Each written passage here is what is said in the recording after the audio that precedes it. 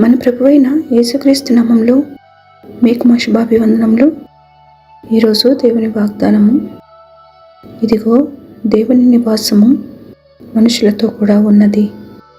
ఆయన వారితో కాపురముందును, వారు ఆయన ప్రజలయ్యుందురు. దేవుడు తానే వారి దేవుడై ఉండి వారికి తోడైయుండును. ఆయన వారి కన్నుల ప్రతి బాష్ప బిందువును తుడిచివేయును. ప్రకటన 21వ అధ్యాయము 3-4 వచనాలు. Behold, the dwelling place of God is with man, and he will dwell with them.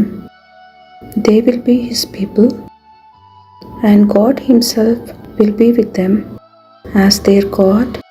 He will wipe away every tear from their eyes. Revelation chapter 21 verses 3 and 4.